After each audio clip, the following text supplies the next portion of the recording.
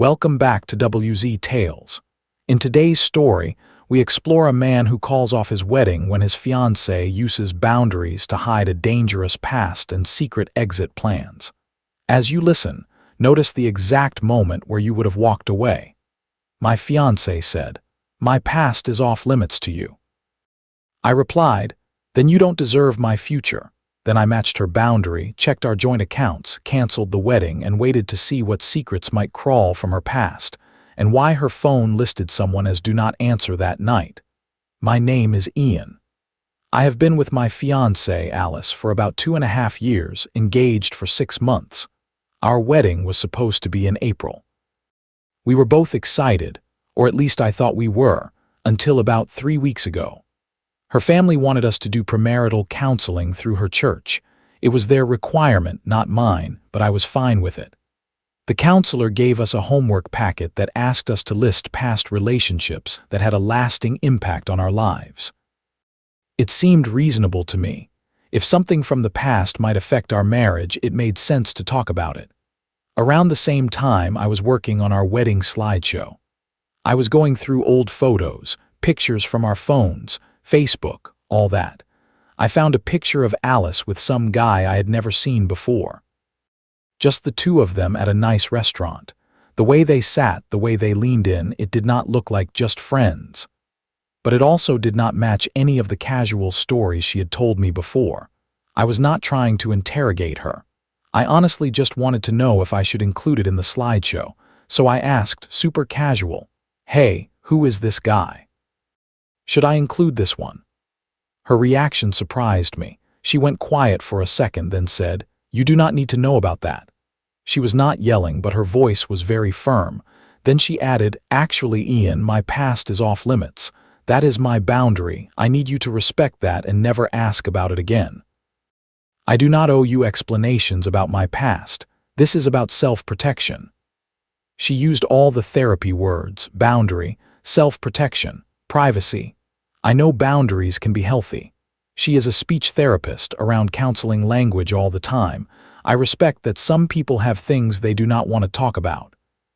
So I said, "Okay, I understand," and I dropped it. This is the moment where a boundary stopped being about safety and started being about control.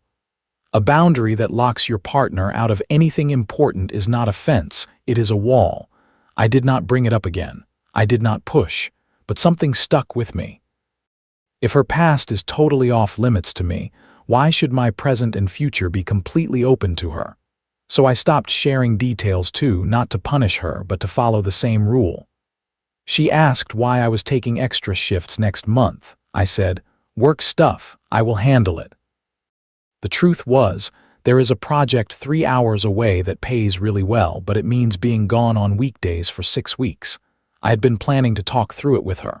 Now I was not sure we were sharing that kind of thing anymore. She asked why I seemed stressed about my family. I said, "Nothing you need to worry about." The truth was, my dad got hurt at work and might need surgery. I was trying to figure out if I needed to help with his bills. But that was my past and present, and apparently we have new privacy rules. She asked about our savings for the house we wanted to buy after the wedding. I said, "I am working on it, do not worry." In reality, I had been setting aside more than she knew, but part of me was also thinking, what happens if this does not work out? Hard to plan a future with someone who will not talk about anything that might affect it.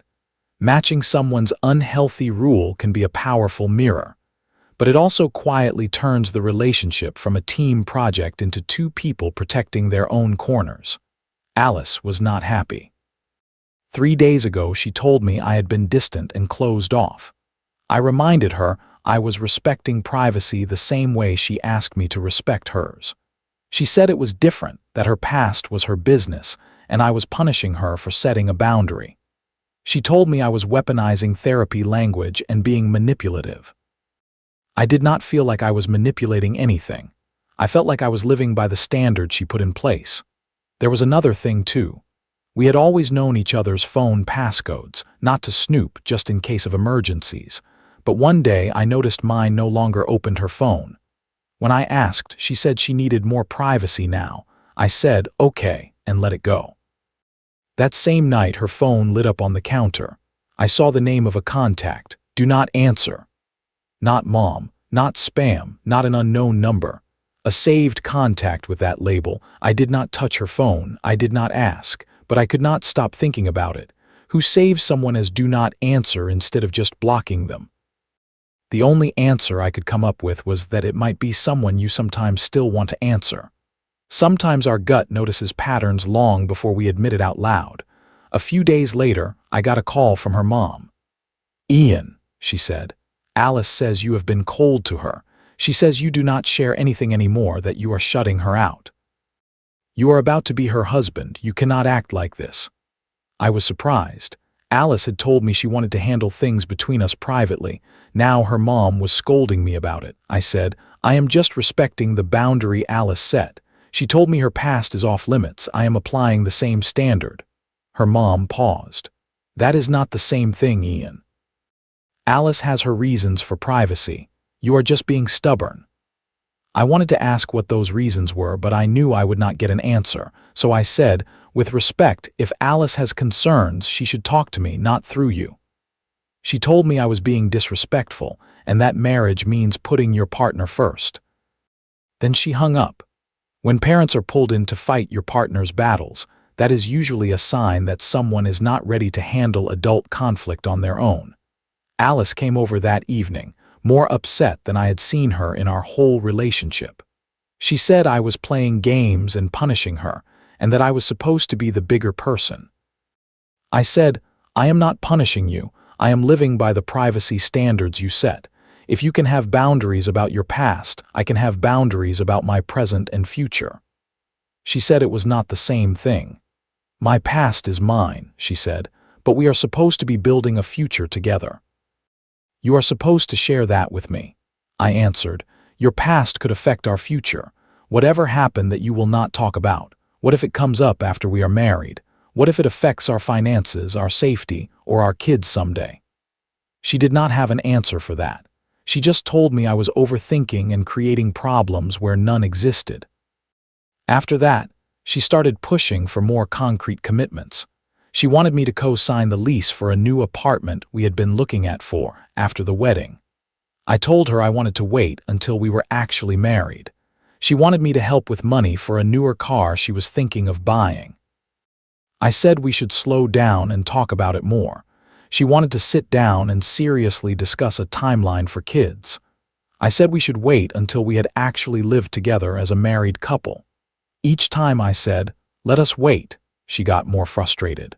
Finally, she said, "How can we plan anything if you will not commit to anything?" I said something I had been holding back. I cannot plan a future with someone who will not let me understand the past that might affect it. She said I was controlling, that I was holding the relationship hostage, that boundaries are not conditional. I told her boundaries also are not supposed to be one way. If she can keep parts of her life off limits, I have that right too. She left and said she needed space. That week, I got a letter in the mail from a workers' compensation insurance company. It was about an injury case from a construction site I had supervised 3 years ago. Someone had filed a claim and they needed my statement. It was routine, but it made something click for me. Everything serious in life requires transparency. Lawyers need facts.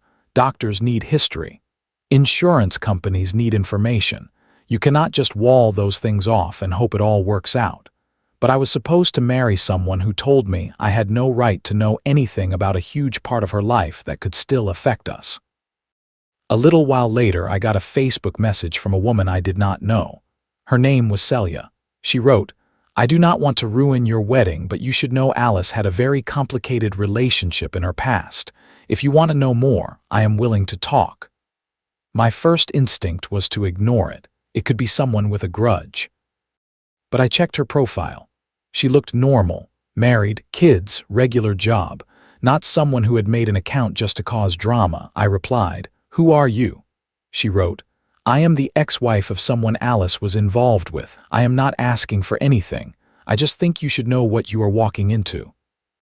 We met at a coffee shop, neutral ground, public place. Celia showed up alone. She looked tired and nervous, not angry. "I am not here to trash anyone," she said. "I am not here for money or revenge. I am here because 3 years ago I wish someone had warned me before I married my husband.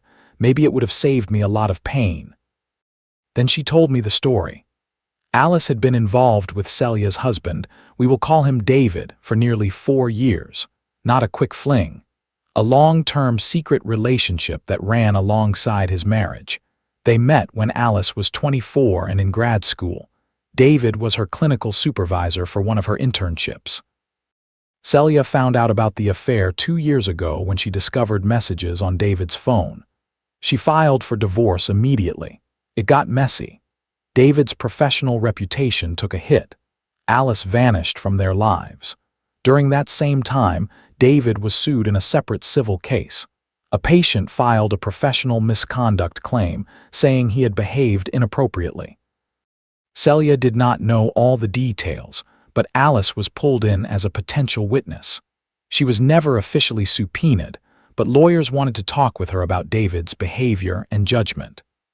Alice's family hired a lawyer for her. That lawyer told her to avoid involvement to protect her own career. So she gave minimal statements and stepped away. The case settled out of court. David lost his license for a while. Celia got her divorce. Alice moved on. Celia showed me emails and some court documents where Alice's name appeared. It was real. "The reason I am telling you this," Celia said, "is that when I found out about the affair, I learned David had a pattern. He always had a backup plan. He always kept his options open, and I think Alice learned that from him." I thought of the do not answer contact in Alice's phone. I asked Celia if she thought that could be David. She said, "He tried to contact me after the divorce too. I blocked him. Some people do not. They keep that door slightly open just in case." I thanked her. She apologized again for getting involved and left.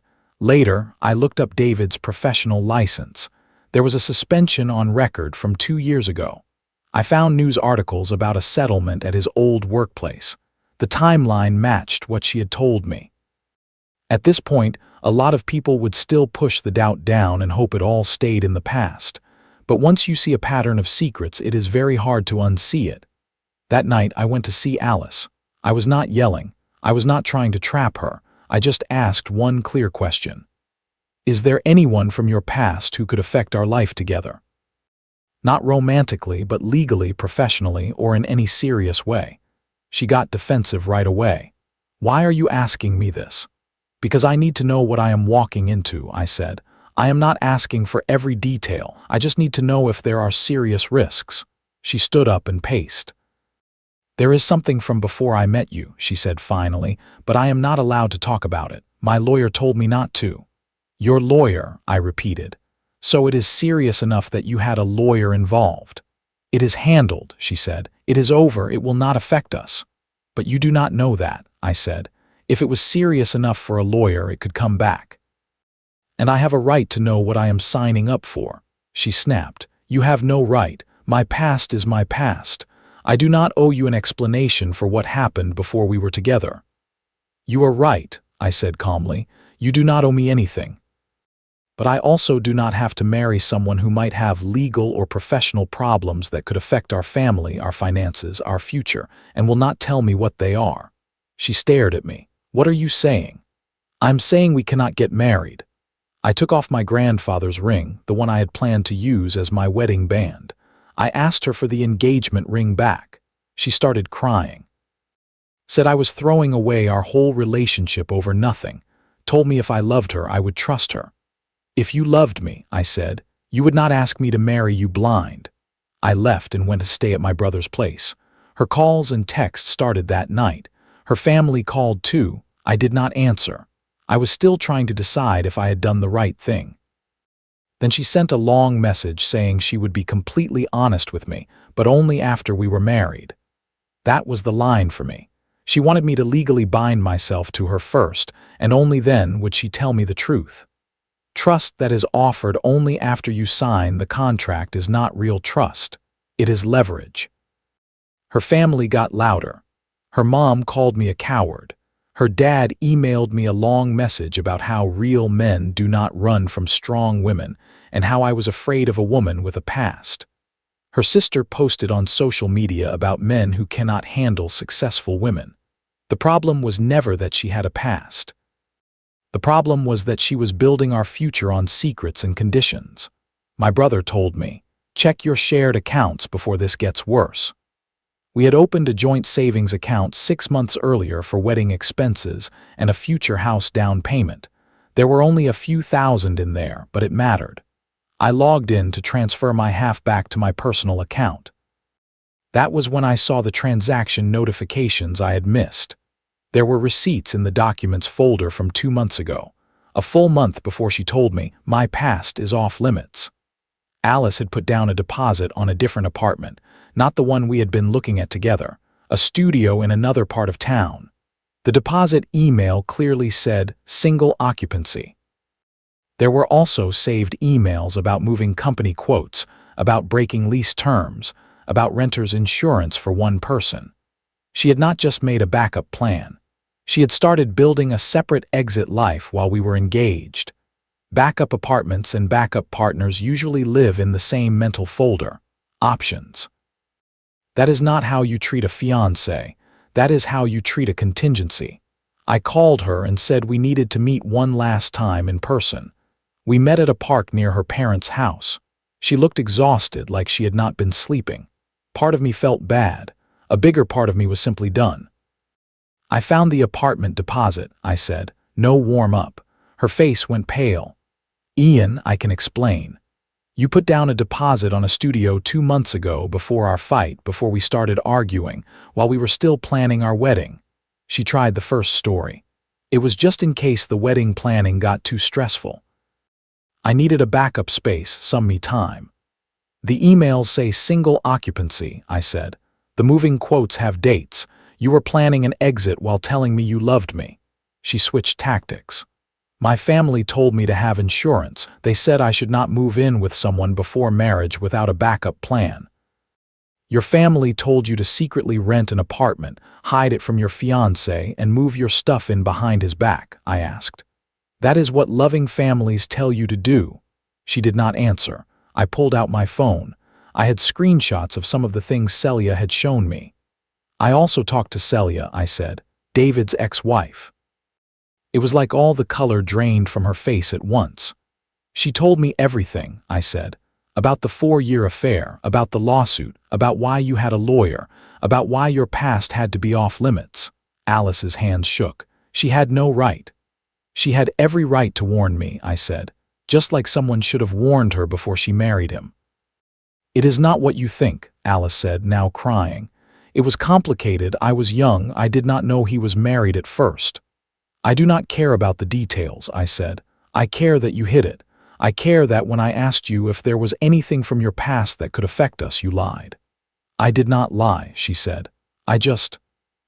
You just hid a 4-year relationship that ended in lawsuits and professional misconduct. You planned a secret exit apartment while wearing my ring and planning our wedding. If that is not lying, what is it, Alice?" She sobbed. "I was scared, okay? I was scared you would judge me. I was scared you would leave if you knew." "So your plan," I asked, "was to marry me without ever telling me the truth. Let me find out years from now, maybe when it finally hit our lives, when we had kids, when we had a mortgage." She reached for my hand. I pulled it back. "That contact in your phone," I said. "Do not answer. That is David, isn't it?" She hesitated, then nodded. "Why did you not block him?" I did block him, but then he got a new number and he kept trying." "But you did not block the new number," I said. She looked down and stayed quiet. "You kept that door open," I said, "just in case. Same as the apartment, same as everything else. You had exit strategies everywhere, except you wanted me to be all in. No protection, no information." Alice stood up, shaking. "Fine. You want to know everything. I will tell you everything right now, every detail, then we can start over." "It is too late," I said. "Even if you tell me now, I will always wonder what else you are hiding. I will always wonder if you are being honest or just saying what you have to say to keep me around."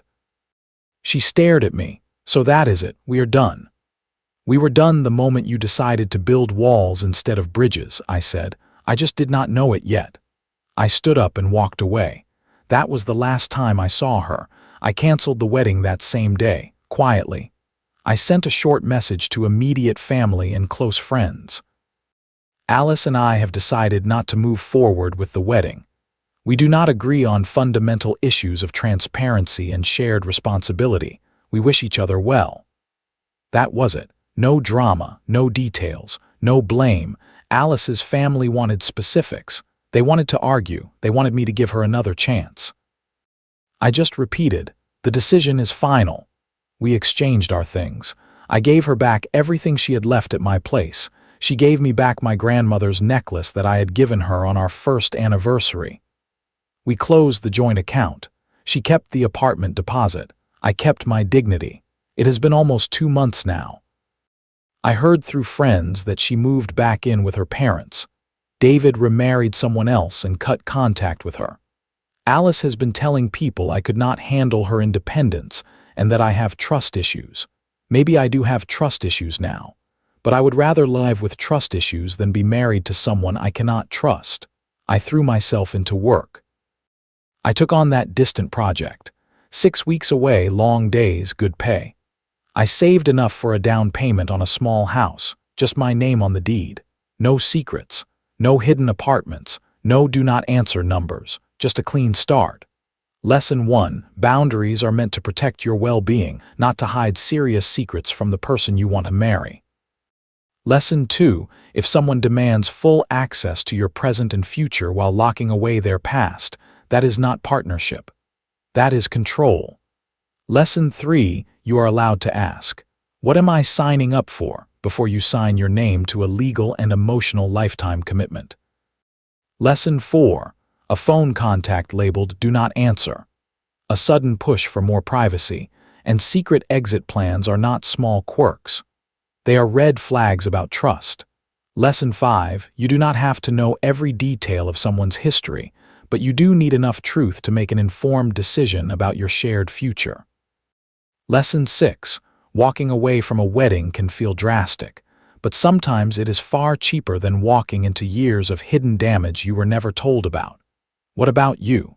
At what point in this story would you have called off the engagement, if at all? Have you ever dealt with someone who used boundaries to hide ongoing secrets? Share your thoughts in the comments.